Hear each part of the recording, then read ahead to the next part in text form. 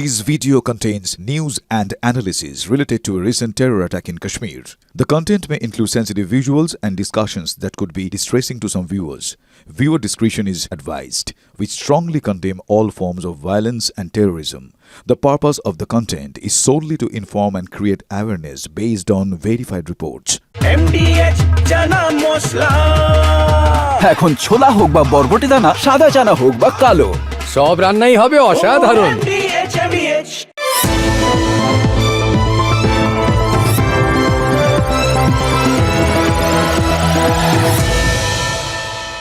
Short film শিক্ষামূলক cinema, নাম ডাক অ্যান্ড কভার। সিনেমাটা তৈরি হয়েছিল 1952 সালে। তখন আমেরিকা রাশিয়ার মধ্যে ওই ঠান্ডা যুদ্ধ চলছে। আমেরিকার সিভিল ডিফেন্স কর্তৃপক্ষ এই সিনেমাটা তৈরি করেছিল কেন জানেন? স্কুল পড়ুয়াদের মক ড্রিল শেখাবে বলে। সাইরেন বাজলে, ব্ল্যাক আউট হয়ে গেলে কি করা উচিত, আকাশে যুদ্ধবিমান চক্কর কাটলে কি করা উচিত, সেটা শেখাতেই, মানে বাচ্চাদের শেখাতেই ওই কচ্ছপটাকে দেখানো হয়েছিল। গাছের ডালে ঝুলে থাকা একটা বাঁদরের হাতে একটা জ্বলন্ত পটকা, যেটা যে কোনো মুহূর্তে ফাটতে পারে। এটা দেখেই কচ্ছপটা যেরকম তার খোলের মধ্যে ঢুকে গেছিল, তেমনি স্কুলের বাচ্চাদেরও বলা হয়েছিল। দেখেছো তো কচ্ছপটা কি করলো? সাইরেন যখনই বাজবে তক্ষুনি ওই কচ্ছপটার মতো নিজেদের গুটিয়ে নেবে, মাথা বাঁচাতে হবে। স্কুলে থাকলে বেঞ্চ বা টেবিলের নিচে লুকোতে হবে, বাড়িতে থাকলে বিছানা অথবা সোফার আড়ালে আত্মরক্ষা করতে হবে। দেখুন, 62 বছর আগের এই আমেরিকান সিনেমাটা না দেখানো হলেও আমাদের দেশের কোনায় কোনায় তো গত দুদিন ধরে এটাই শেখানো হচ্ছে, তাই না? এই যে কেন্দ্রীয় স্বরাষ্ট্র মন্ত্রকের ঘোষণা মতো সারা দেশে মক ড্রিল শুরু হয়েছে। আজকেও তো আমাদের রাজ্যে মক ড্রিল হওয়ার কথা। রাজ্যের 23টা জেলাতেই কম বেশি হয়েওছে। স্কুলের বাচ্চাদের আত্মরক্ষার যে কৌশল শেখালেন ওই সিভিল ডিফেন্সের কর্মীরা, তার সারমর্ম তো এইটাই। ওই কচ্ছপের মতো করে বিপদের সময় নিজেদের খোলের মধ্যে গুটিয়ে নিতে হবে, বাঁচতে হবে। প্রয়োজনের সময় যাতে ভুল না হয় সেজন্যই তো অনুশীলন, মানে প্র্যাকটিসের প্রয়োজন রয়েছে। বুঝতে পারছেন তো, সে কথায় আছে, practice makes a man perfect. যত বেশি আপনি অনুশীলন করবেন তত কাজের সময় জিনিসটা ঠিকঠাক করবেন। কিন্তু তা বলে প্র্যাকটিসটা তো আমরা ধরে নিয়েছিলাম নিজেদের বাঁচানোর প্র্যাকটিসটা তো ধরে নিয়েছিলাম আমাদের জন্য, কিন্তু এটা যে পাকিস্তানের জন্য ছিল সেটা তো বুঝতে পারিনি। দেশের মানুষকে মক ড্রিল করতে বলে, মানে যুদ্ধ লাগলে নিজেদের মাথা বাঁচানোর প্র্যাকটিস করতে হবে বলে ভারত এরকম পাকিস্তান ম্যাচ খেলে দেবে, এটা ভাবতে পেরেছিলেন? 9টা জায়গায় দুম করে হামলা চালিয়ে দিল ভারত। এমনিতে স্বাভাবিকভাবে কি হয়, আগে প্র্যাকটিস হয়, তারপর ম্যাচ খেলা হয়। এমনি আপনার আমার ক্ষেত্রে দেখুন, আমরা কি করি, যখন স্কুল টুলে পড়তাম প্রথমে মক টেস্ট দিয়ে দিয়ে আমরা কখনো আলটিমেটলি ওই মূল পরীক্ষার জন্য তৈরি হতাম। এই ভারত যখন তার নাগরিকদের যুদ্ধের জন্য তৈরি করছে, ড্রিল করাচ্ছে, এটা দেখে পাকিস্তানও হয়তো ভেবেছিল ভারত তো নেট প্র্যাকটিস করছে, মক টেস্ট দিচ্ছে। এবার এখন এরকম মক টেস্ট হবে, তারপর ফাইনাল পরীক্ষায় বসবে। এবার ভারতে এরকম মক টেস্ট চলতে চলতে তারাও সময় পাবে, তারাও 2-4টে টেস্ট দিয়ে নিজেদের তৈরি করে নেবে। এটা ভেবেই হয়তো পাকিস্তান নিশ্চিন্ত হয়ে বসেছিল। কিন্তু নিজের দেশের নাগরিকদের মক টেস্টের জন্য তৈরি করতে বলে তাদের জন্য দিন ঠিন ঘোষণা করে ভারত যে মক টেস্ট হওয়ার আগেই সরাসরি ফাইনাল পরীক্ষায় বসে যাবে আর পাকিস্তানকেও কান ধরে পরীক্ষায় বসিয়ে দেবে, সেটা কি পাকিস্তান বুঝতে পেরেছিল? বসালো একেবারে পথে বসিয়ে দিল, একেবারে ঘরে ঢুকে মেরে দিয়ে চলে এলো। সেটা বুঝতে পারছেন, যেটা আমাদের ক্ষেত্রে নিজেদের প্রাণ বাঁচানোর, বিপদের সময় নিজেদের মাথা বাঁচানোর একটা লড়াই, একটা স্ট্র্যাটেজি, একটা শিক্ষা, সেটা পাকিস্তানের জন্য ভারতের একটা স্ট্র্যাটেজি। এদিকে ওরা আমাদের দেখে ভুল ভাববে, আমরা যেটা করার সেটা করে দিয়ে চলে যাব।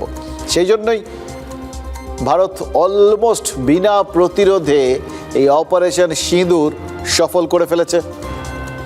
ভাবছেন তো এতক্ষণে আপনারা সবাই অপারেশন সিঁদুর সম্পর্কে তো সব কিছু জেনে গেছেন। সত্যিই তো ভারত যখন কিছু করে তখন সমস্ত কিছু আট ঘাট বেঁধেই করে, এবং সত্যি কথা বলতে কি করে যেটা সেটা অন্যবারের থেকে এমন অন্যভাবে করে প্রতিপক্ষ বুঝতে পারে না।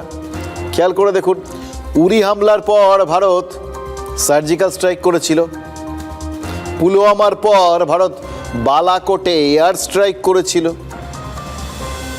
এবার সবাই ভাবছিল এর থেকে বেশি কিছু হবে। শশী থারুর তো বলেইছিলেন হবে একটা নিশ্চিত।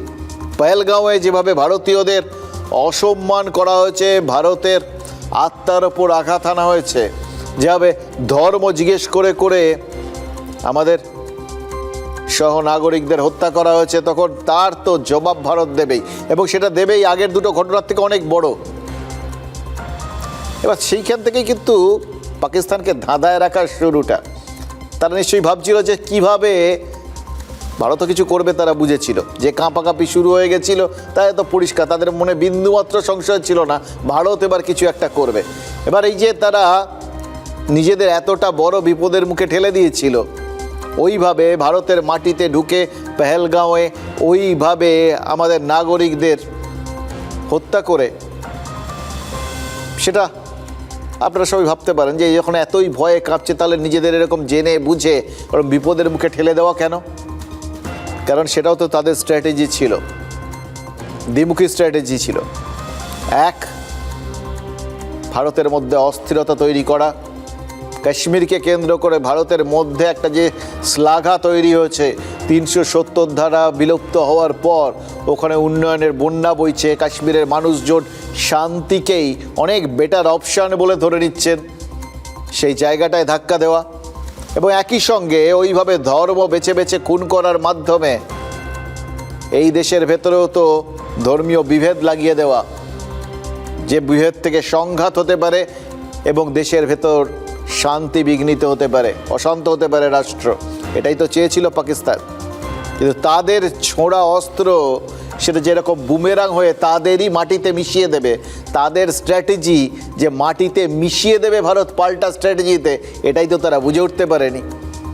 ভারত শুধু যে তাদের মাটিতে মিশিয়ে দিল না, তার সঙ্গে সঙ্গে আরও একটা জিনিস তো করলো, শশী থারুরের মুখটাও তো রক্ষা করলো। শশী থারুর বলেছিলেন এই দুটোর থেকে বড় কিছু করবে, ভারত তো এর থেকে বড়ই করলো। সবাই অঙ্ক কীরমভাবে কষছিলেন, ওই প্রথমে সার্জিক্যাল স্ট্রাইক, তারপর এয়ার স্ট্রাইক, এবার হয়তো নেভাল স্ট্রাইক টাইক এরকম একটা কিছু হবে, অথবা পুরোদস্তুর যুদ্ধ এরকম একটা কিছু। তার বদলে ভারত কি করলো? এয়ার স্ট্রাইক আর সার্জিক্যাল স্ট্রাইক দুটোকে মিশিয়ে দিয়ে এমন একটা ধাক্কা দিয়ে গেল পাকিস্তানের ভেতরে 100 কিলোমিটার পর্যন্ত অঞ্চল, মানে নিজেদের বুকে আগলে 100 কিলোমিটার, মানে বুঝতে পারছেন বুকের কতটা ভেতরে ঢুকিয়ে রেখে দিয়েছিল তারা। এই জঙ্গিদের বুকের ভেতর জড়িয়ে ধরে আড়াল করে রেখে দিয়েছিল, সেই আড়াল ভেদ করে গিয়ে ভারত মেরে দিয়ে চলে এলো। এখানেই কি পাকিস্তান রক্ষা পেয়ে যাবে? নাকি 7ই মে 2025 এদিনটা ইতিমধ্যেই ওদের ওখানে আরেকটা আতঙ্কের দিন হিসেবে চিহ্নিত তো হয়েই গেছে, কিন্তু সেদিন মাঝরাত্রে যেটা হলো সেটা কি আসলে আরেকটা মক ড্রিল হলো? সবে ট্রেলার, এরপর আসল খেলাটা এখনো বাকি। যেভাবে গতি প্রকৃতি এগোচ্ছে, যেভাবে প্রতি মুহূর্তে আমরা সেনার বক্তব্যগুলো পাচ্ছি, তাদের তো কোথাও গিয়ে এটাই মনে হচ্ছে আসছে অপারেশন সিঁদুর 2.0। অপেক্ষায় থাকো পাকিস্তান।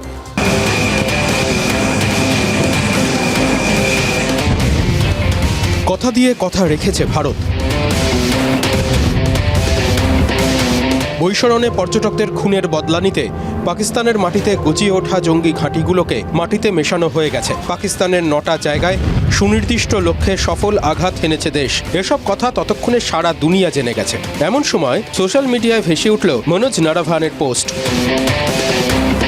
পিকচার এখনো বাকি আছে, অর্থাৎ খেলা সবে শুরু হয়েছে, শেষ হয়নি। ভারত সবেমাত্র পাকিস্তানের 9টা জায়গায় থাকা জঙ্গি ঘাঁটি ধ্বংস করেছে এবং সেটা যে স্রেফ শুরুয়াত, এটা দুনিয়াকে বোঝালেন কে? মনোজ নারাভানে, ভারতের প্রাক্তন সেনাপ্রধান। দেখুন, নারাভানের সময়ে ভারত বালাকোট করেছিল, ফলে বুঝতে পারছেন তার কথার একটা গুরুত্ব আছে। এমনিতেই পেহেলগাঁওতে জঙ্গি হামলার পর আমাদের প্রত্যাশা অনেকটা বাড়িয়ে দিয়েছিলেন প্রধানমন্ত্রী। বিহারের মধুবনীতে সভা করতে গিয়ে নরেন্দ্র মোদী বলেছিলেন, বৈশরণে হামলা ভারতের অন্তরাত্মায় হামলা, ভারতের হৃদয়ে, দেশের হৃদয়ে ধাক্কা লেগেছে, ভারতের বদলা নেবে। এই হামলার সঙ্গে যারা জড়িত তাদের খুঁজে খুঁজে বদলা নেওয়া হবে এবং এমন হাল করা হবে যা দুনিয়া আগে কখনো দেখেনি। কোথাও লুকিয়ে থাকতে পারবে না তারা, খুঁজে বার করা হবে। প্রধানমন্ত্রীর মুখে এই কথাটা শোনার পর থেকে কি হয়েছিল একবার ভাবুন তো। কেন্দ্র সরকারের ডাকা সর্বদল বৈঠক হয়েছিল, বায়ুসেনা, নৌসেনা, সেনাবাহিনীর কর্তাদের সাথে প্রতিরক্ষামন্ত্রী, স্বরাষ্ট্রমন্ত্রীর দফায় দফায় বৈঠক হয়েছিল।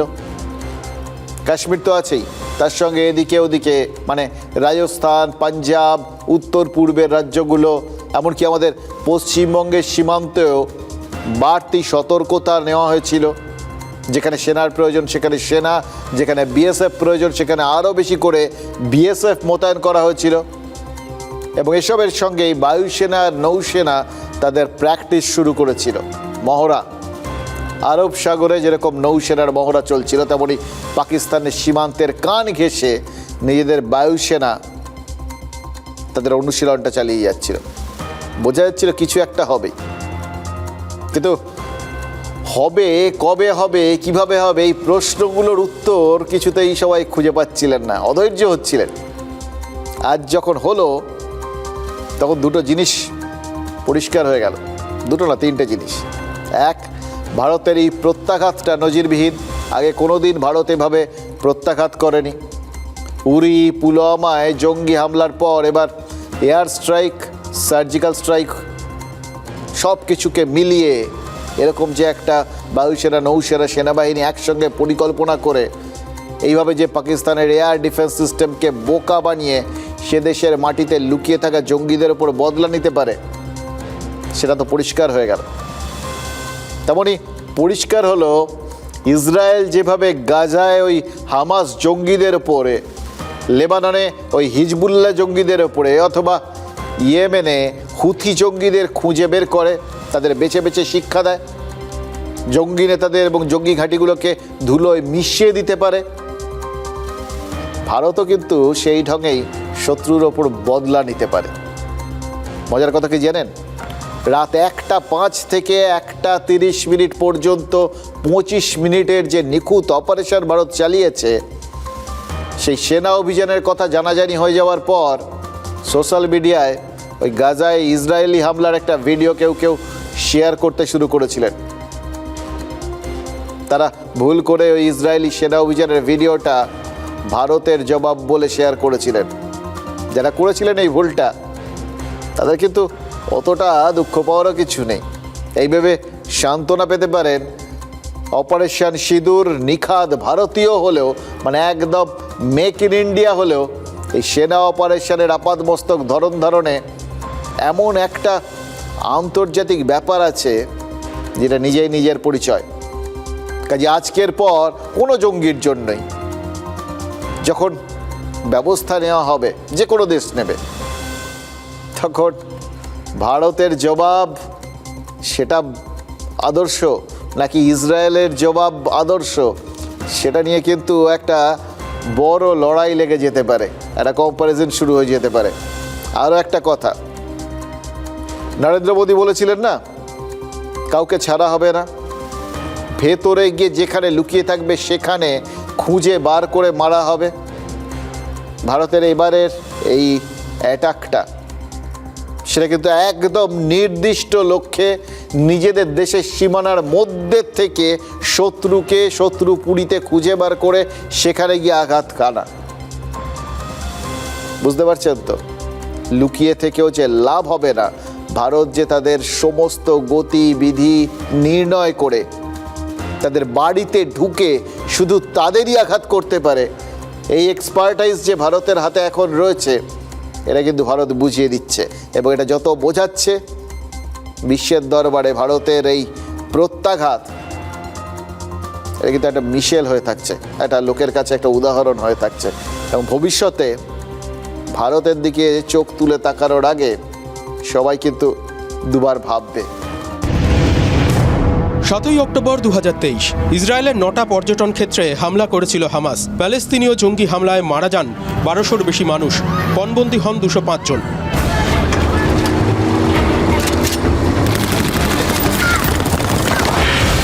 22 এপ্রিল 2025 কাশ্মীরের পহলগাঁওতে পর্যটন কেন্দ্র বৈতরণকে বেছে নিয়েছিল পাকিস্তানি জঙ্গিরা। লস্করের ক্যাম্পে ট্রেনিং পাওয়া সন্ত্রাসবাদীরা ধর্ম জেনে জেনে খুন করেছিল হিন্দুদের। দুটো হামলার ধরনে মিল দেখে অনেকেই প্রশ্ন করেছিলেন, তাহলে কি ইসরায়েল প্যালেস্তাইন স্নায়ুযুদ্ধের ছায়া উপমহাদেশেও ছাপ ফেলল? সন্দেহটা আরও জোরালো হয়েছিল গোয়েন্দা তথ্য ঘেঁটে, যে তথ্য বলেছিল গত ফেব্রুয়ারি মাসে পাক অধিকৃত কাশ্মীরে লস্কর আর জৈসের ক্যাম্পে ট্রেনিং দিতে এসেছিল হামাসের শীর্ষ নেতারা। পাকিস্তান ঘুরে তারা বাংলাদেশেও গিয়েছিল। প্রশ্ন উঠেছিল, এর জবাব ভারত কিভাবে দেবে? 7ই মে 2025 জবাব এলো, কড়া জবাব এলো। পাকিস্তানের ঘরে হানা দিয়ে পাকিস্তানের জামাই আদরে থাকা জঙ্গিদের খতম করল ভারত। পাকিস্তানের জমিতে 9টা আলাদা আলাদা জায়গায় থাকা জঙ্গি শিবির, জঙ্গিদের ট্রেনিং স্কুল, জঙ্গি তৈরির পাঠশালাগুলোকে ভারত 25 মিনিটের নিখুঁত অপারেশনে গুড়িয়ে দিল। এখানেই ইসরায়েলের প্রত্যাঘাতের সঙ্গে ভারতের অদ্ভুত কিছু মিল পাওয়া যাচ্ছে। 27শে সেপ্টেম্বর 2024 লেবাননে হামলা চালিয়েছিল ইসরায়েল। ইসরায়েলি প্রতিরক্ষা মন্ত্রক জানায় হেজবুল্লাহ ঘাঁটিতে হামলার কথা। নিখুঁত অপারেশনে জঙ্গি সংগঠন হেজবুল্লাহর শীর্ষ নেতা হাসান নাসারুল্লাহ খতম, সে কথাও জানায় ইসরায়েল। 17ই মার্চ 2025 ইসরায়েল জানায় গাজায় হামলা হয়েছে। সন্ত্রাসের সঙ্গে জড়িত লক্ষ্যবস্তুতে নিয়ন্ত্রিত হামলা করা হয়েছে। হামলায় হামাস জঙ্গি কর্মকর্তা মাহমুদ আবু ওয়াফা মারা গেছে। 5ই মে 2025 ইয়েমেনের হোদেইদা বন্দরে হামলা চালালো ইসরায়েল। ইয়েমেনের হোদেইদা পোর্ট হুথি জঙ্গিদের শক্ত ঘাঁটি। সেই ঘাঁটিতে সুনির্দিষ্ট পরিকল্পনা করে হামলা চালায় ইসরায়েল।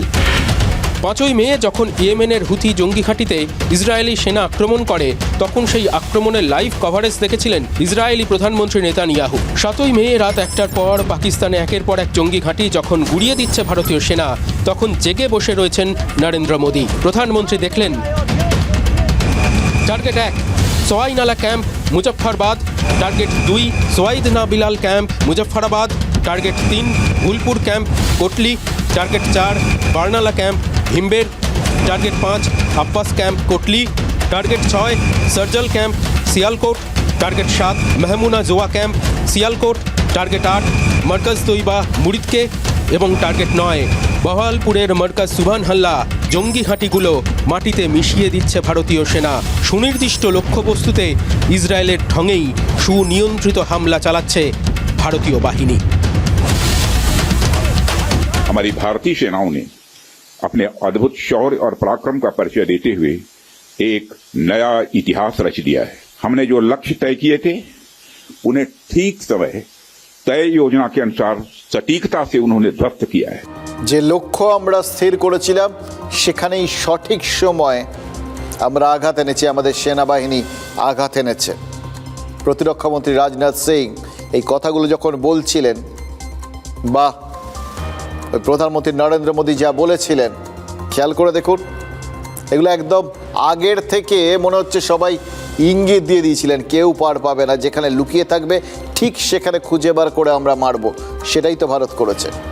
কয়েকটা উদাহরণ দিই, তাহলে বুঝতে পারবেন যে 9টা জায়গায় ভারত আক্রমণ করেছে, সেই 9টা জায়গাকেই কেন বেছে নেওয়া হয়েছিল। আরও তো এত জায়গা ছিল, সেখানে কেন বাঁচা হলো না? এই জায়গাগুলোকে কেন বাঁচা হয়েছে জানেন? প্রথমত, মুজফ্ফরাবাদের সওয়াই নালা ক্যাম্পে লস্করের ঘাঁটি ছিল, একটা আতুর ঘর জঙ্গি তৈরি। ওখানে ট্রেনিং দিয়ে ওখানে জঙ্গি তৈরি হয়, কারখানা। ওখানেই তৈরি হয়েছিল আজমল কাসফের মতো কসাই, জঙ্গি। মুরিদকের মার্কাজ তৈবায় ছিল জঙ্গিদের আরেকটা সশস্ত্র প্রশিক্ষণ শিবির। সেখানে লস্করে তৈবার বিরাট বড় আরেকটা সদর দপ্তরই বলতে পারেন ছিল। ওই ক্যাম্পে ডেভিড হেডলির মতো জঙ্গিদের ট্রেনিং দিয়েছিল লস্কর। আর বহালপুরের মার্কাজে ছিল জৈশে মোহাম্মদের হেড অফিস, সদর দপ্তর। জৈশে মোহাম্মদ প্রধান মাসুদ আজাহারের বাহিনী আর তার পরিবার সব ওখানে থাকতো। সব এখন ইতিহাস। পাকিস্তান মুখে স্বীকার না করলেও কি জানা যাচ্ছে জানেন? জানা যাচ্ছে কম করে 100 জঙ্গিকে এক ঝটকায় খতম করে দিয়েছে ভারত। অপারেশন সিঁদুরের দাপটে মাসুদ আজহারের পুরো পরিবারই নিশ্চিহ্ন। এই সবটাই হচ্ছে সুনির্দিষ্ট পরিকল্পনায়। এবং সব থেকে বড় কথা কি জানেন? এইগুলোর নিয়ে আর কারোর মনে কোনো সংশয় থাকার জায়গা নেই। পাকিস্তানের আগে ওই সার্জিক্যাল স্ট্রাইক বা বালাকোটে এয়ার স্ট্রাইকের সময় বিষয়গুলোকে অস্বীকার করার চেষ্টা করেছিল, কিন্তু এক্ষেত্রে আর সেটাও পারেনি, স্বীকার করে নিয়েছে। হ্যাঁ, তারা বলার চেষ্টা করেছে যে না, ভারত কোনো জঙ্গি টঙ্গি কাউকে না, সাধারণ মানুষকে মেরেছে। সাধারণ মানুষকেই তো ওখানে জঙ্গি বানানো হয়। এবং তার থেকেও বড় কথা, পাকিস্তানের চিন্তা ভাবনা পরিকল্পনা যা, তাতে তো তাদের কাছে জঙ্গিরাই সাধারণ মানুষ। ঠিকই বলেছে পাকিস্তান, মিথ্যে কথা কিছু বলেন। আর আমরাও যে মিথ্যে কথা বলিনি, ফাঁকা আওয়াজ দিইনি, সেটা ওদের ঘাঁটিগুলো এবং তার সঙ্গে এই জঙ্গিগুলোকে নিকেশ করার মধ্যে দিয়েই পরিষ্কার। হিসাব বরাবর, কিন্তু হিসেব সেটা কি সত্যিই বরাবর, নাকি হিসেবটা এবার একটু অন্যরকমভাবে করার দরকার এখনো? তাই হিসেবটা বাকি রয়েছে। খেয়াল করে দেখুন, এই ঘটনার পর সেনার তরফ থেকে কিন্তু জানানো হয়েছে কাজ এখনো শেষ হয়নি। এই কথাটা মাথায় রাখুন। আমরা ধাপে ধাপে এগোবো আর আপনাদের বুঝিয়ে দেবো কেন কাজ এখনো শেষ হয়নি এবং এর পরে কি হতে পারে। কিন্তু তার থেকে বড় কথা যে এখন পর্যন্ত যা যা হয়েছে তাতে ওই কোথাও গিয়ে অদ্ভুতভাবে, এটা বারবার মনের মধ্যে আসছে, আপনাদের সাথে শেয়ার করছি, ওই ইসরায়েলে হামাসের হামলার মিল ছিল এই পেহেলগাঁওয়ে হামলার মধ্যে, আমরা দেখেছি। আর তারপর পাকিস্তানের লস্কর আর জৈশের ঘাঁটিতে ভারতের এই নিখুঁত জবাবে ইসরায়েলের পাল্টা অপারেশনের মিল খুঁজে পাওয়া যাচ্ছে। এই সমস্ত দেখে শুনে একটা কথা খুব জানতে ইচ্ছে করছে না? যেভাবে কোনো গোষ্ঠীর কোন ঘাঁটি, সেখানে কোন নেতা আছেন, তাদের ঘনিষ্ঠরা আছেন, এই সমস্ত তথ্য নিখুঁতভাবে আমাদের গোয়েন্দা সংস্থা জোগাড় করেছে, তারপর সেই তথ্য সেনাবাহিনীকে দিয়েছে, তারপর সবাই মিলে অপারেশন সিঁদুরের ছক তৈরি করেছে, সেটাকে সফল করেছে। এটা সফল হলো কি করে? এটা তো বড় কঠিন কাজ। পাকিস্তানের বর্ডার ক্রস করে ভারত টার্গেটে আক্রমণ করলো মূলত নিয়ন্ত্রিত মিসাইল এবং ড্রোনের সাহায্যে। দেখুন কি দিয়ে আক্রমণ করা হয়েছে, কিভাবে আক্রমণ করা হয়েছে, সেনা সরকারিভাবে একটা শব্দও বলেনি। কিন্তু এটা পরিষ্কার, যা এখন পর্যন্ত জানা গেছে, 3টে সেনার হাতেই যে যে অস্ত্র থাকে তা সম্পূর্ণভাবে ব্যবহার করা হয়েছে। ওখানে বিভিন্ন জায়গায় যে ওই মিসাইল টিসাইলের টুকরো টুকরো পড়ে থাকে আর কি, আঘাত হানার পর দেখছিলাম যে ভিজুয়ালসগুলো আসছে, যে টুকরো টুকরো ছবিগুলো আসছে, তার মধ্যে একদল এরকম তুলে তুলে দেখছে। তাতে যে আদ্যাক্ষরগুলো লেখা রয়েছে তার থেকে বোঝা যাচ্ছে ভারত ব্রহ্মসও ব্যবহার করেছে। এই ব্রহ্মস এমন একটা অস্ত্র যেটা র্যাডারে ধরা পড়ে না। সুতরাং বুঝতে পারছেন কত নির্দিষ্টভাবে অস্ত্রশস্ত্র বাছাই করা হয়েছে। এছাড়া ছিল হ্যামার, এছাড়া ছিল স্কাল্প। সুতরাং বুঝতে পারছেন এর সঙ্গে যখন ওই প্রিসিশন মিউটেশন ড্রোন ব্যবহার করা হয় তখন গোটা বিষয়টা কতটা মারাত্মক হয়ে যায়। একটা ডিফেন্স সিস্টেম ছিল পাকিস্তানের, জানেন তো, ওরা এরকম ডিফেন্স সিস্টেম কেনে এবং ওদের বন্ধু রাষ্ট্রের কাছ থেকে কেনে, এক্ষেত্রেও চীনের কাছ থেকে কিনেছিল। কিন্তু যেটা বারবার এখানে বলি না, ওরা যে কেন মাথায় রাখে না, চীনে মালের কোনো গ্যারান্টি থাকে না।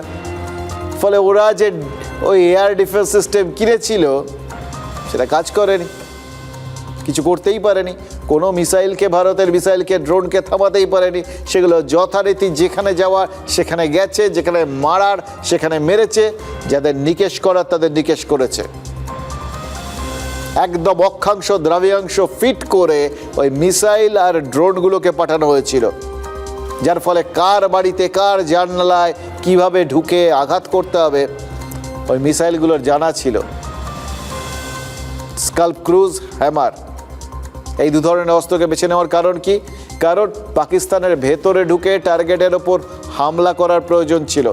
স্থলবাহিনীকে ব্যবহার না করেই জঙ্গিদের বিরুদ্ধে ব্যবস্থা নেওয়ার প্রয়োজন ছিল। স্কাল্প ক্রুজ আর হ্যামার মিসাইল টার্গেট একদম নির্দিষ্ট করে সেটা লক করে নিতে পারে, তারপর তাতে নির্ভুল গতিতে নির্ভুল জায়গায় গিয়ে আঘাত হানতে পারে। একই কাজ করতে পারে ওই বললাম প্রেসিশন ড্রোন, কামাকোজি, অনেকটা আত্মঘাতী ঢঙে টার্গেটের ওপর গিয়ে হামলা করে এই ড্রোন। যেখানে হামলা করতে হবে সেখানকার অবস্থান বুঝে, এবং সেটা কি একটা বড় বাড়ি, বহুতল নাকি ছোট বাড়ি, সেই বাড়ির বাসিন্দারা কোথায় আছে, কি করছে, এই সব ডিটেল জেনে নিতে পারে এই কামাকোজি ড্রোন। ছবি তুলে তা কন্ট্রোল রুমে পাঠায়, তারপর নির্দেশ পেলেই আঘাত হানে। এবং এই ড্রোনের আরেকটা বিশেষত্ব কি জানেন? মিসাইল যেরকম আপনি টার্গেট ফিক্স করে ছুড়ে দিলেন সেটা নির্দিষ্ট জায়গায় গিয়ে হিট করবে, একবার ছুড়ে দেওয়ার পর তাকে আর আলাদা ইধার উধার খুব করা সম্ভব নয়। কিন্তু এই ড্রোন নির্দেশ পেল যে অমুক বাড়িতে গিয়ে আঘাত হানতে হবে, ওই বাড়ির দিকে ছুটে গিয়ে যখন কাছাকাছি পৌঁছে গেছে তখন হয়তো যে ছবি পেলো বা যে খবরগুলো সে পেলো সেই তথ্যগুলো বিশ্লেষণ করে দেখা গেল ওখানে আঘাত হানার দরকার নেই, টার্গেট ওখানে নেই।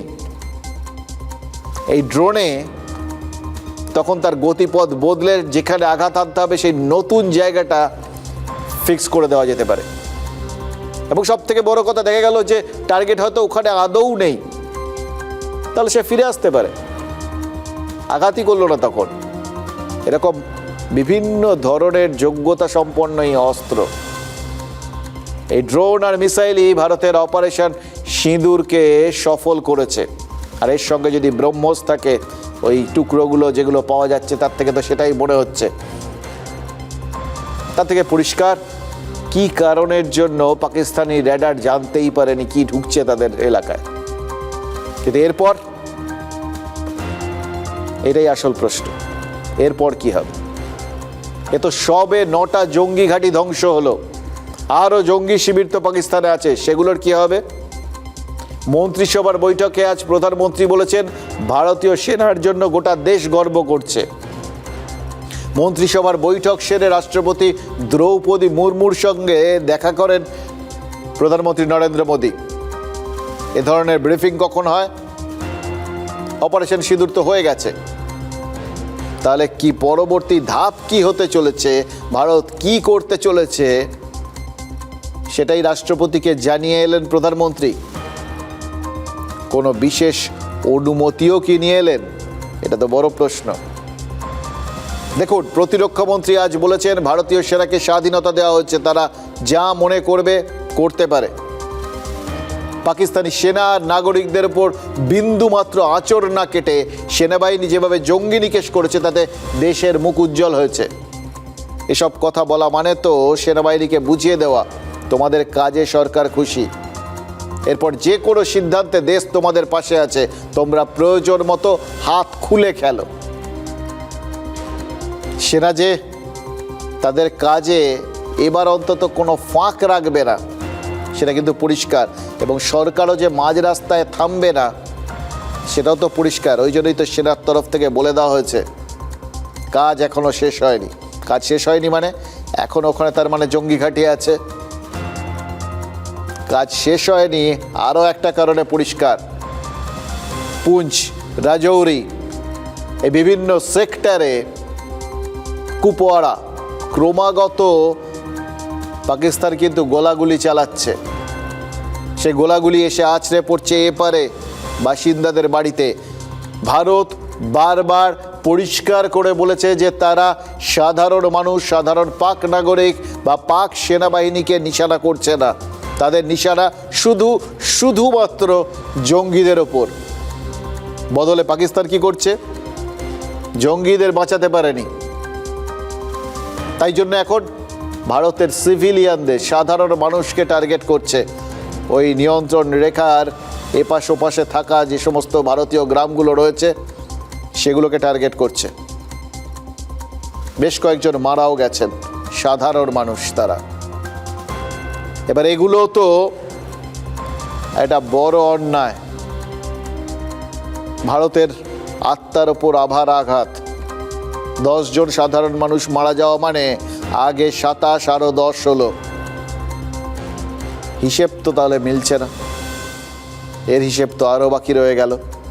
তার মানে কোথাও গিয়ে এই অপারেশন সিঁদুর পার্ট 2 এর অপেক্ষা তো আমাদের করতেই হবে, কারণ আত্মরক্ষার অধিকার ভারতের সব সময় আছে। আমাদের দেশের ভেতর ঢুকে জঙ্গিরা আমাদের আঘাত করেছিল, তাই ভারত আত্মরক্ষার্থে তাদের পাল্টা নিকেশ করেছে। এবার পাক সেনা আমাদের দেশের সাধারণ মানুষকে টার্গেট করেছে, নিশানা করেছে, খুন করেছে, শাস্তি তো তাদেরও পাওয়া উচিত, তাই না? এটা কিন্তু পরিষ্কার করে দিয়েছেন বিদেশ সচিব বিক্রম মিশ্রি। কাউকে আমাদের দেশের উপর আঘাত হানলে কাউকে ছাড়া হবে না। पाकिस्तान आधारित आतंकवादी मॉड्यूल्स पर हमारी खुफिया निगरानी ने संकेत दिया है कि भारत के विरुद्ध आगे भी हमले हो सकते हैं। अतः इनको रोकना और इनसे निपटना दोनों को बेहद आवश्यक समझा गया। भारत ने इस तरह के सीमा पार हमलों का जवाब देने और उन्हें रोकने तथा उनका प्रतिरोध करने के अपने अधिकार का प्रयोग किया है। দেখুন, ওনার কথা শুনে আপনাদের একটা প্রশ্ন তো মনে হতেই পারে, যখন ভারত একদম গোড়ার থেকে এই জঙ্গি উৎপাতটা উপড়ে ফেলার কথা ভেবেছে, তাহলে আজকে বাকি রাখা হলো কেন?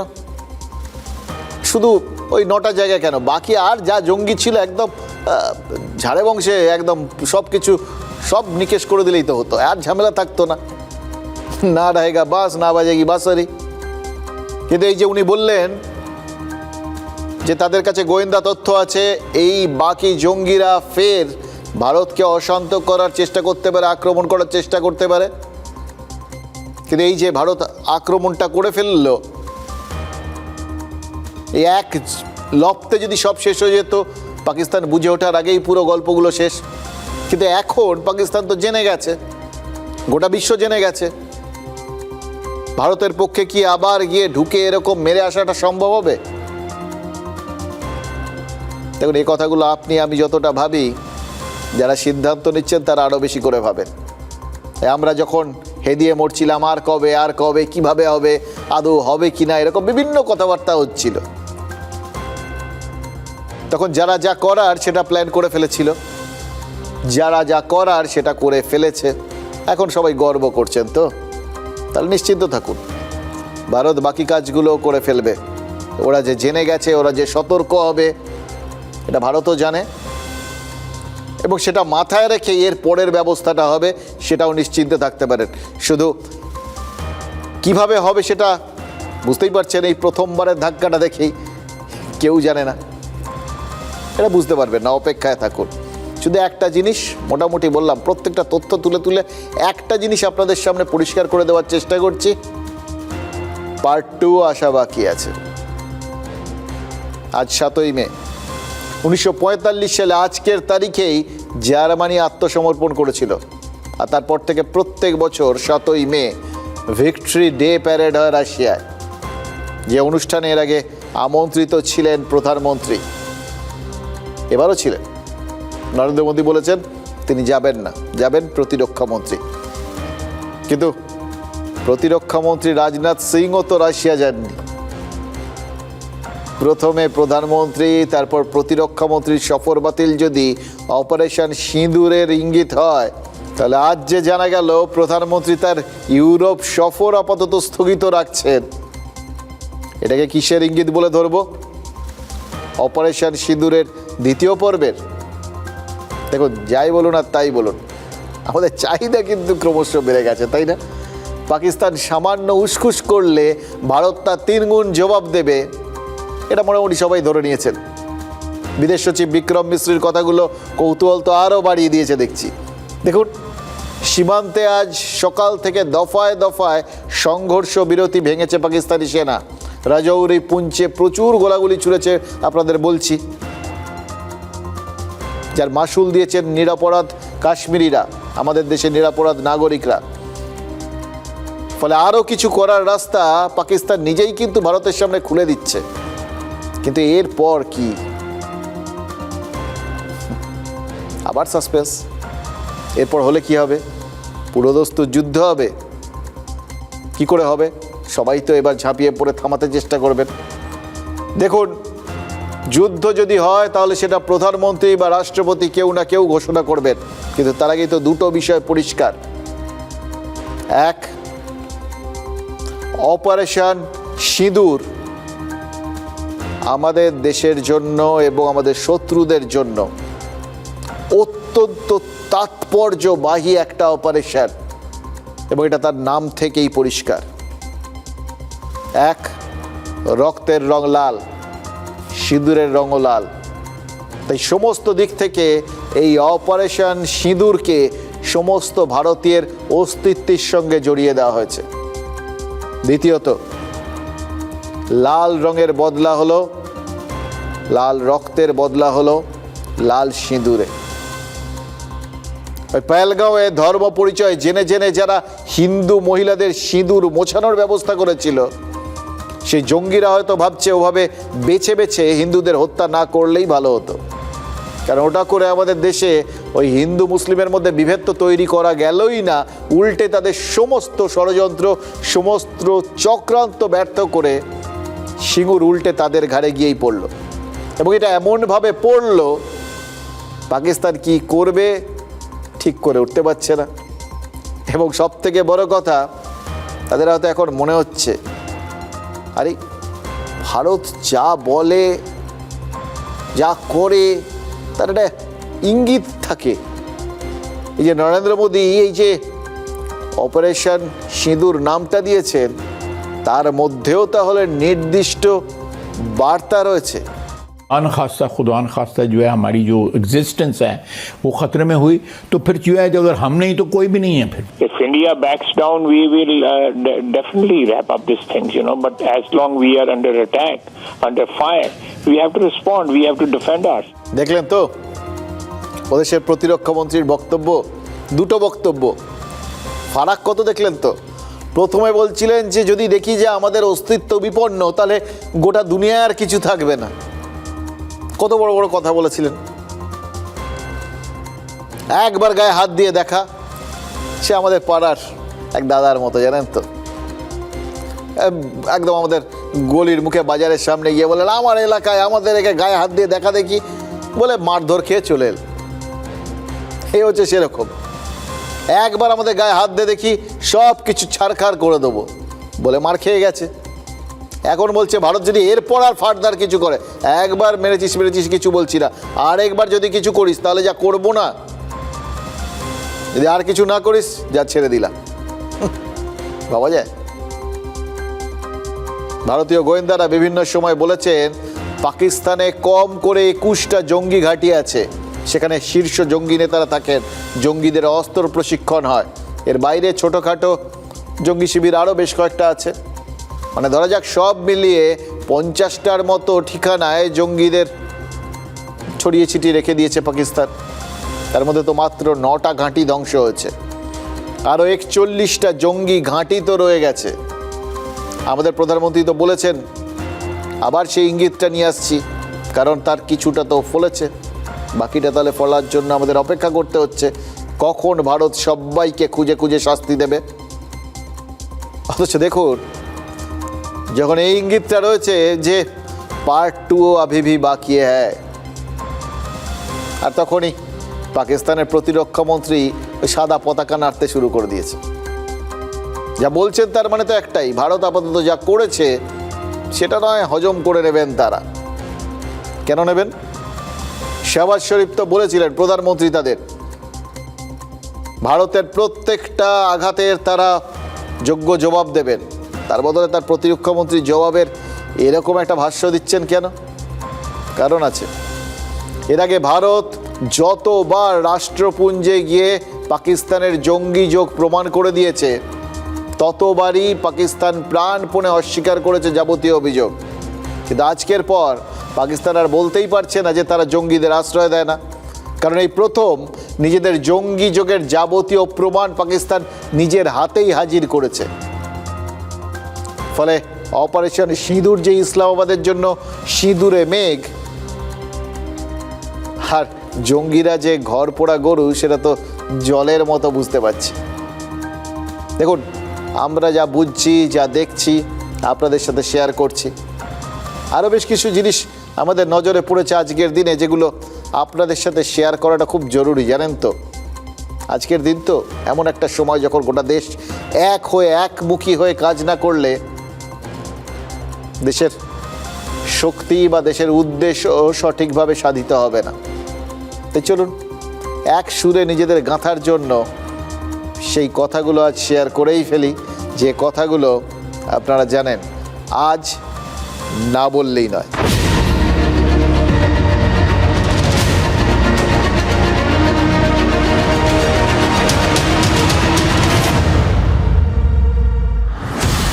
পঁচিশ মিনিটের প্রত্যাঘাত। रात 1:05 से 1:30 बजे के बीच भारतीय सशस्त्र बलों द्वारा अंजाम दिए गए ऑपरेशन सिंदूर নিঃসন্দেহে পেহেলগাঁও গণহত্যার বদলা, কিন্তু শুধুই কি পেহেলগাঁও হামলার বদলা? গুরুত্বপূর্ণ ইঙ্গিত ভারত সরকারের সাংবাদিক বৈঠকের একেবারে শুরুতে বিদেশ সচিব বিক্রম মিশ্রি বলার আগে একটি তথ্যচিত্র দেখানো হয়। চলতি শতাব্দীতে একের পর এক জঙ্গি হামলার নৃশংস শিকার হয়েছে দেশ।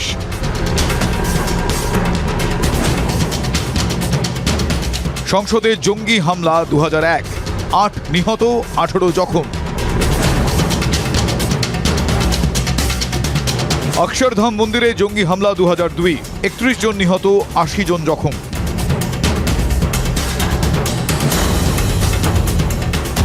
মুম্বাই জঙ্গি হামলা 2008, 164 জন নিহত, জখম 300-রও বেশি।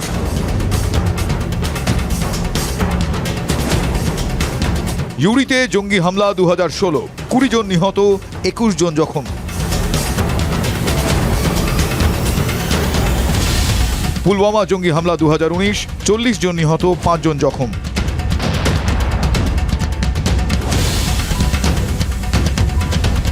পেহেলগাঁও জঙ্গি হামলা 2025, 26 জন নিহত, 17 জন জখম।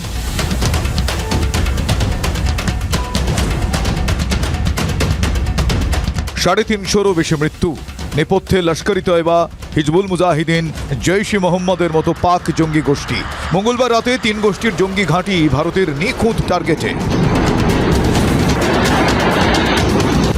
25 বছরের বদলা 25 মিনিটে। এরপরেও যদি পাকিস্তানের শিক্ষা না হয়, Indian armed forces are fully prepared to respond to Pakistani misadventures, if any, that will escalate this situation. এরপরেও কি সাহস পাবে পাকিস্তান? ভারতীয় সেনাবাহিনীর সাংবাদিক বৈঠকের আগে এই ভিডিও ক্লিপটা চালিয়েছে। সংসদে জঙ্গি আনার থেকে পেহেলগাঁওয়ে এই হিন্দু বেছে বেছে গণহত্যা, 25 বছর ধরে পাকিস্তান কি কি করেছে তা বিশ্ববাসীকে আরেকবার মনে করিয়ে দেওয়া হলো। আমরাও একটা কথা মনে করিয়ে দিতে চাই। ঠিক 3 সপ্তাহ আগে কি বলেছিলেন পাকিস্তানের সেনাপ্রধান আসিফ মুনির? Well, our forefathers, they thought that we are different from the Hindus in every possible aspect of life. Our religion is different. Our customs are different. Our traditions are different. Our thoughts are different. Our ambitions are different. That was the foundation of the two-nation theory that was laid there. That we are two nations. We are not one nation. 16 April কথা বলেছিলেন পাকিস্তানের সেনাপ্রধান। আর 22 April পেহেলগাঁওয়ে Hindu বেছে বেছে খুন করা হয়। সেই দ্বিজাতি তত্ত্বের জবাব ভারত তো এবার দিতে শুরু করেছে। আরও একটা নিঃশব্দ বার্তা ভারত দিয়েছে। সেনাবাহিনীর তরফে প্রেস ব্রিফিংয়ে এগিয়ে দেওয়া হয়েছে দুই মহিলা অফিসারকে, কর্নেল সুফিয়া কুরেশি আর উইং কমান্ডার ভূমিকা সিং, এবং মাঝখানে বিদেশ সচিব বিক্রম মিশ্রি। পেহেলগাঁওয়ে মহিলাদের খানিকটা তুচ্ছ-তাচ্ছিল্য করে রেহাই দিয়েছিল জঙ্গিরা। ভারত এই দুই সেনানীকে এগিয়ে দিয়ে বুঝিয়ে দিল ভারতে নারী পুরুষে ভেদাভেদ হয় না। দুই মহিলাকে সামনে রেখে ভারত বুঝিয়ে দিল ভারতকে ধর্ম দিয়ে ভাগ করা যায় না, ভারতীয় সেনাকে তো একদমই যায় না, এবং এটাই ভারতের সব থেকে বড় শক্তি। Joining me for this briefing on our actions earlier this morning are Colonel Sofia Qureshi and Wing Commander Vyomika Singh. I will request them to share some details regarding Operation Sindoor with all of you. सुप्रभात देवियों और सज्जनों, मैं colonel Sophia Qureshi और मेरे साथ wing commander Vyomika Singh आज आपको 6 से 7 मई 2025 की रात 1:05 से 1:30 बजे के बीच भारतीय सशस्त्र बलों द्वारा अंजाम दिए गए ऑपरेशन सिंदूर के बारे में जानकारी देंगे। 9 terrorist camps were targeted and successfully destroyed. Over the last 3 decades, Pakistan has systematically built terror infrastructure. It is a complex web of recruitment and indoctrination centers, training areas for initial and refresher courses, and launch pads for handlers. These camps are located both in Pakistan as well as Pakistan occupied Jammu and Kashmir areas. দ্বিতীয় বিশ্বযুদ্ধের শেষে বৃহত্তর আন্দোলনের স্বার্থে নেতাজি সুভাষচন্দ্র বসু আত্মগোপন করেছিলেন, আর আজাদ হিন্দ ফৌজের 40,000 সেনা আত্মসমর্পণ করেছিলেন।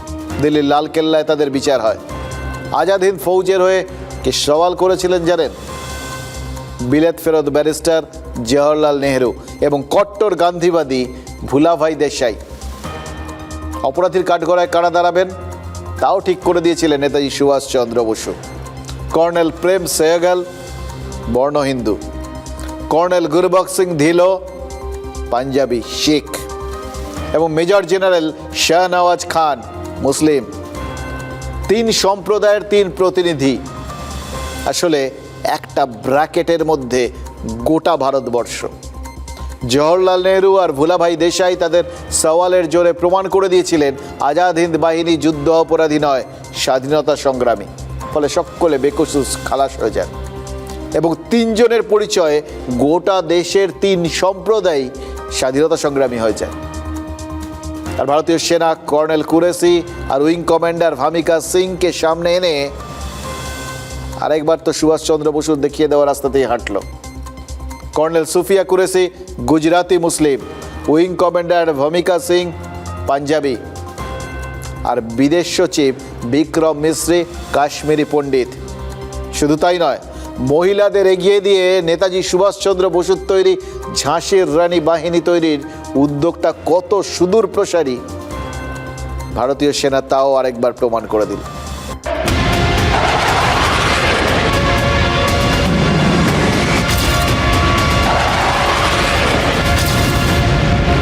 একের পর এক মাস্টার স্ট্রোক ভারতের। রাত 1টায় পাকিস্তানের জঙ্গি ঘাঁটিতে নিখুঁত হামলা, সকাল 10:30টায় আরেক মাস্টার স্ট্রোক। দেশের মুখপত্র হয়ে সাংবাদিক বৈঠকে বসলেন বিদেশমন্ত্রী বিক্রম মিশ্রি, সঙ্গে 2 প্রমিলা সদস্য, সেনাবাহিনীর কর্নেল সোফিয়া কুরেশি, বায়ুসেনার উইং কমান্ডার ভূমিকা Singh. Attack was also driven by an objective of provoking communal discord, both in Jammu and Kashmir and the rest of the nation. It is to the credit of the government and the people of India that these designs were foiled. ঐক্যে বিন্দুমাত্র ফাটল ধরেনি। শত্রুকে সবক শিখিয়ে ঐক্যের ছবি আরও একবার তুলে ধরল নয়াদিল্লি। সাংবাদিক বৈঠক শেষ হতেই সোশ্যাল মিডিয়ায় trending colonel Sofiya, wing commander ভূমিকা।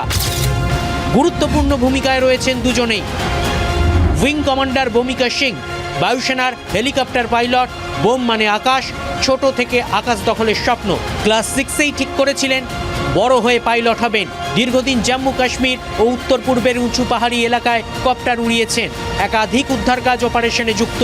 2021 সালে 21,600 ফুট উচ্চতায় মনিরাং শৃঙ্গজয়। অপারেশন সিঁদুরে নিখুঁত হামলার নিখুঁত বর্ণনা তুলে ধরেছেন উইং কমান্ডার ভূমিকা Singh. The point of impact in each of the target was a specific building or a group of buildings. All the targets were neutralized with clinical efficiency. Colonel Sofiya Qureshi গুজরাতের বাসিন্দা, বায়োকেমিস্ট্রিতে মাস্টার্স, সেনাবাহিনীর কোর অফ সিগন্যালসের officer, force 18 মহড়ায় army training টিমের প্রথম মহিলা commander. 2016 ASEAN plus মহড়ায় একমাত্র মহিলা কমান্ডার।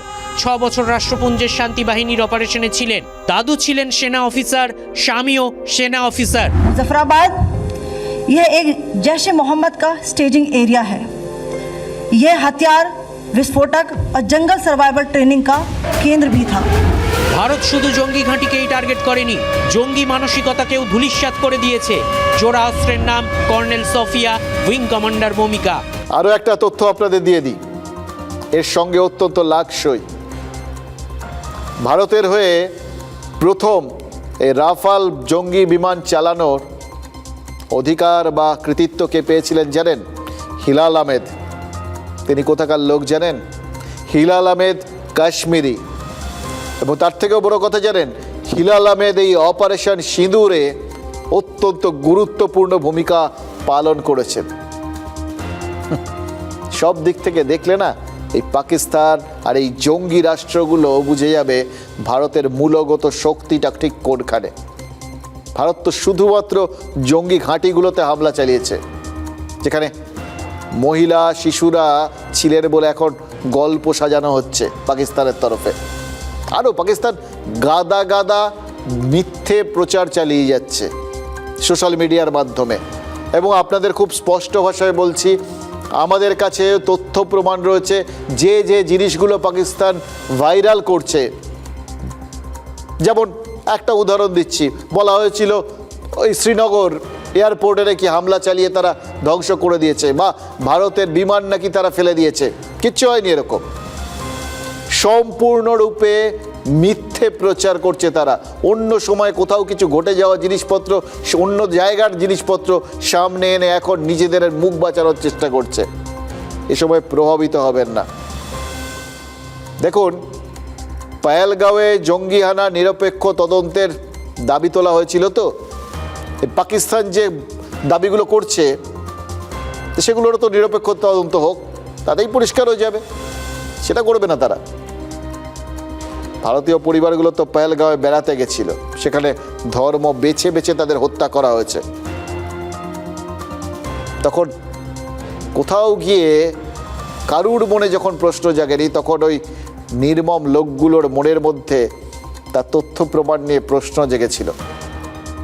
মৃতদেহগুলো কি ছিল, ছবিগুলো, ভিডিওগুলো, পাকিস্তান এতদিন কি করছিল, কি প্রচার করছিল। আসলে ওরা ওরকম, আর আমরাও এরকমই। 2006 সালে পেশোয়ারে সৈনিক স্কুলে তেহরিকে তালিবানের হামলার পর ভারত নিন্দে করেছিল, আর মুম্বাইয়ে জঙ্গি হানার পর পাকিস্তানের সেলিব্রেশন হয়েছিল। পেহেলগাঁওয়ে ধর্ম জিজ্ঞেস করে করে হত্যা করা হয়েছে, তার প্রমাণ চেয়েছিল পাকিস্তান। ভারত তাই বিশ্বাস করানোর কোনো রকম চেষ্টাই করে সেনাকেই দিনক্ষণ আর সময় বেছে নিয়ে ওরা কি করেছে সেটা হাতে নাতে বুঝিয়ে দেওয়ার স্বাধীনতা দিয়েছিলেন প্রধানমন্ত্রী নরেন্দ্র মোদী। শুধু একটা বিষয়ে তিনি সিদ্ধান্ত নিয়েছিলেন, অপারেশনের নাম অপারেশন সিন্দুর, যেটা পাকিস্তানের মনে কিন্তু চিরস্থায়ী দাগ রেখে যাবে। পাক প্রাইম মিনিস্টার শেহবাজ শরীফ পাকিস্তানের ন্যাশনাল অ্যাসেম্বলিতে কি হিসেব দিয়েছেন জানেন? ভারত নাকি 80টা যুদ্ধ বিমানের বহর নিয়ে হামলা চালিয়েছিল, আর 140টারও বেশি মিসাইল পাকিস্তানের দিকে তাক করা ছিল। মানে কতটা কাঁপছিলেন তারা, বুঝতে পারছেন? অপারেশন সিঁদুর দুর্বলতা নয়, হিন্দু মহিলাদের সংস্কারও নয়। পাকিস্তানের পর থেকে জানবে সিঁদুর মানে শক্তি, সিঁদুর মানে বিপদ। সিঁদুর মানে সাক্ষাৎ মৃত্যু। শুধু পাকিস্তান নয়, বাংলাদেশের নিপীড়িত সংখ্যালঘু মহিলারাও ভরসা পাবেন এই সিঁদুরে। অপারেশন সিঁদুর সেই সন্ত্রাসের জব যেটা তাদের দেশে তাদের বিরুদ্ধেও ফনা তোলার চেষ্টা করছে। সুদূর প্রসারী রাজনৈতিক ভাবনার থেকে এই অপারেশনের নামটা বেছে নেওয়া হয়েছে।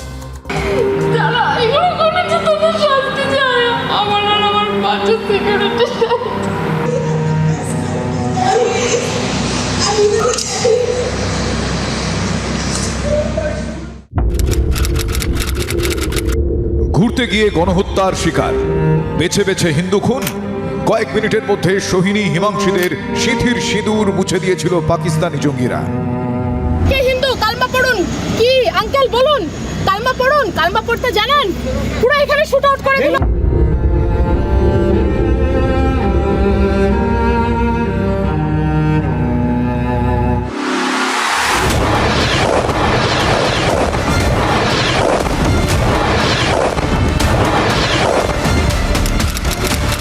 ঠিক 2 সপ্তাহের মাথায় বদলা ভারতের। সিঁদুর কারার বদলা অপারেশন সিঁদুরে। ऑपरेशन सिंदूर 22 अप्रैल को पहलगाम में हुए विभत्स आतंकवादी हमले के शिकार मासूम नागरिकों व उनके परिवारों को न्याय देने के लिए लॉन्च किया गया था। পহেলগাঁওয়ের প্রতিশোধ, সামান্য হলেও স্বস্তি নিহতদের পরিবারের। কলকাতার বিতান অধিকারীর স্ত্রী সোহিনী বললেন,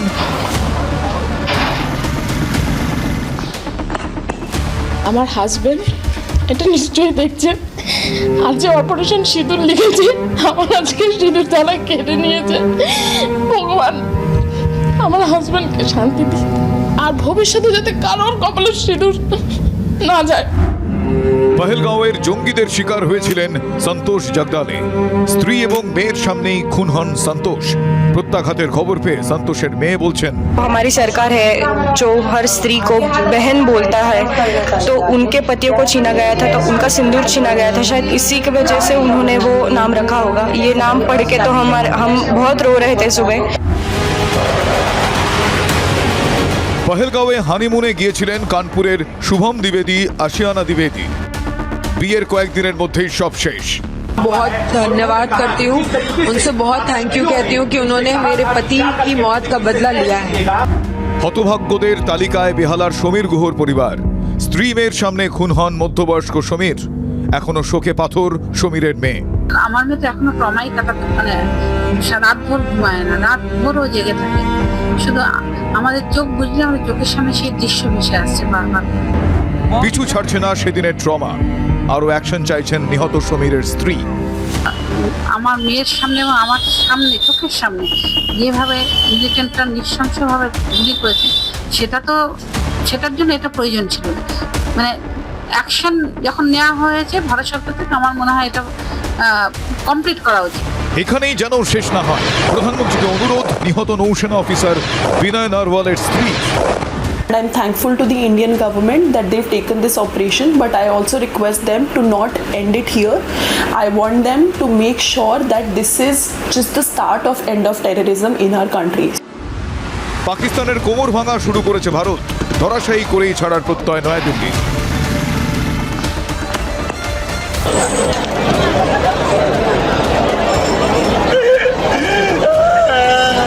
চোখের জলে প্রতি ফোঁটার হিসেব দিতে হবে পাকিস্তানকে। চোখের জলের খেসারত দিতেই হবে। পাকিস্তান যাদের নিরীহ নাগরিক বলছে, তাদের পরিচয় তো অন্ত্যেষ্টিতেই পরিষ্কার হয়ে গেছে। যে সমস্ত অন্ত্যেষ্টির ছবি পাকিস্তান থেকে এসছে, সকলে মার্কা মারা সন্ত্রাসবাদী। যেমন ইয়াকুব মুঘল, তার জানাজা মানে শেষকৃত্যে শোক জানাতে কারা চলে এসেছিল জানেন? পাক সেনা আর আইএসআই। শোক তো হবেই, হাতে তৈরি না। অপারেশন সিঁদুরে খতম হয়েছে মাসুদ আজহারের পুরো পরিবার। মাসুদ আজহারের কথা মনে আছে তো আপনাদের? 1999 সালের 24শে ডিসেম্বর 176 জন যাত্রী সহ ইন্ডিয়ান এয়ারলাইন্সের বিমানটা ছিনতাই করেছিল পাকিস্তানের জঙ্গিরা। বাজপেয়ী সরকারকে শেষ পর্যন্ত ওই নিরীহ যাত্রীদের বাঁচাতে 3 জঙ্গিকে মুক্তি দিতে হয়। মুক্তি দেওয়া ওই জঙ্গিদের মধ্যে ছিল মাসুদ আজহার আর মুস্তাক আহমেদ জারগার। মাসুদ আজাহার জৈশ ই মোহাম্মদের প্রতিষ্ঠাতা, রাষ্ট্রপুঞ্জ চিহ্নিত জঙ্গি নেতা। আর মুস্তাক, সে পেহেলগাঁও হামলার অন্যতম সন্দেহভাজন। বুঝতেই তো পারছেন, সেদিন যে জঙ্গিদের ছাড়তে হয়েছিল, আজ তারাই পেহেলগাঁওতে ২৬ জন নিরীহকে হত্যা করেছে। তাই এবার আর ছাড় নয়।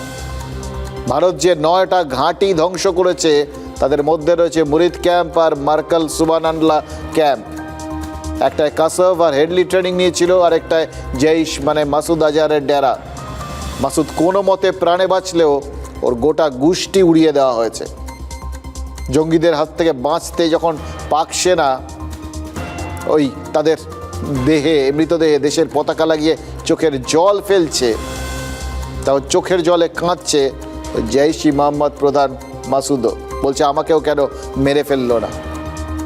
কি মনে হয় জানেন, প্রত্যেক জঙ্গির, এই মাসুদ আজাহার সহ প্রত্যেকের এই ইচ্ছেগুলো পূরণ হবে, খুব দ্রুত পূরণ হবে।